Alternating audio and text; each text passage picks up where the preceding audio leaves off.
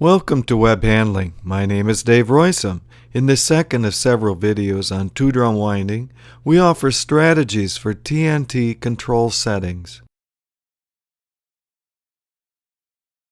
I often ask my winding students, how many knobs do you want to give the night crew? The answers are either 0 or 1. Though the two-drum winder is not as complicated as some winder arrangements, such as the duplex, it does have all the winding process knobs of tension, nip, and torque differential. To make things even more complicated, each knob is a curve rather than a simple set point. So, not only do we pay for the cost of all these knobs once when the machine is purchased, we pay for them every day for the life of the machine. First, we have the complexity, all the maintenance and calibration of all these knobs.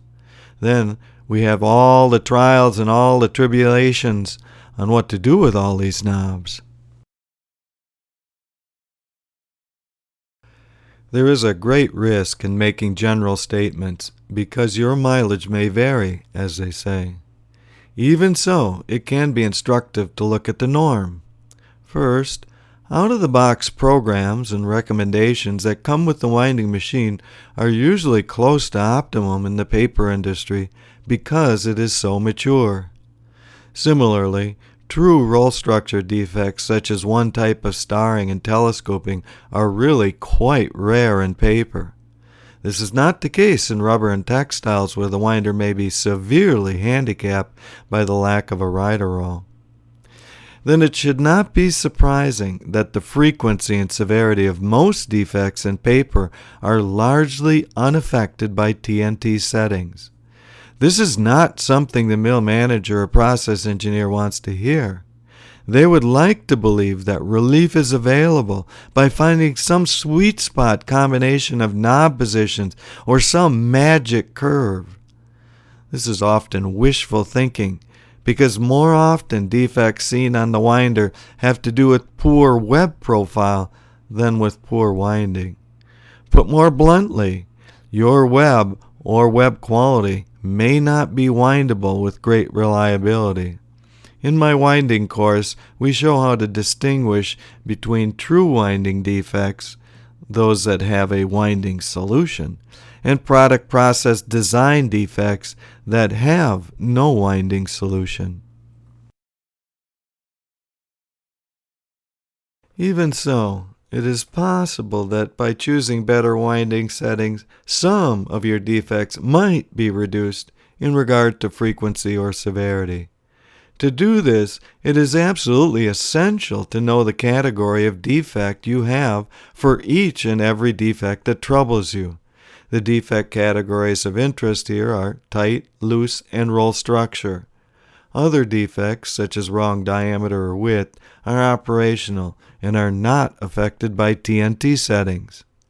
Here, it is absolutely essential to have a copy of Roll-in Web Defect Terminology book by Tappy Press because it is an encyclopedia of defects that almost certainly includes yours.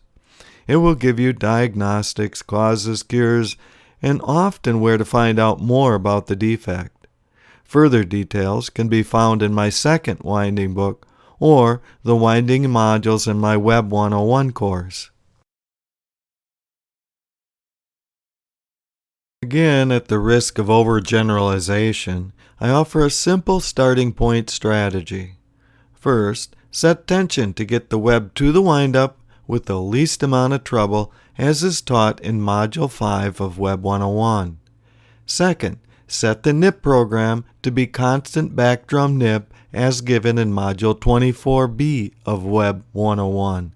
Finally, we set the torque to start and end at redline, depending on our mix of defects and their diametral locations they prefer.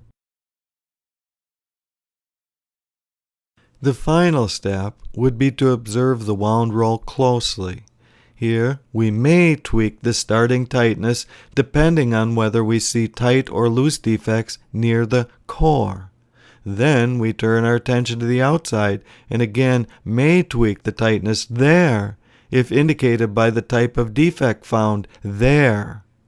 Only in rare cases, such as one type of starring and two types of telescoping, would we be very concerned with roll structuring or taper. Of course, we would use any and all of the knobs to the extent possible to either tighten or loosen the roll. Finally, we stop when either the defect is gone, we run out of knob, or that we have reached an economic minima of tight and loose defects that is especially common with profile problems. This concept was introduced in Module 5 in the web handling section and given in thorough detail in Module 56 of the critical thinking section of Web 101. As a final note, many defects are tight defects, and some of those are especially sensitive to nip-induced tightness. These include stretching the web into bagginess on gauge bands, corrugations, and others. In those cases, we may want to reach minimum nip load well before the finished diameter of the roll. This is contrary to roll structure teachings. However, if you are facing tight defects but do not have the rare roll structure defects, this makes sense based on what your customer, the wound roll, is telling you. Thank you so very much for watching this module in my Plant Practical series. Stay tuned for more two-drum and other winding and other web handling topics.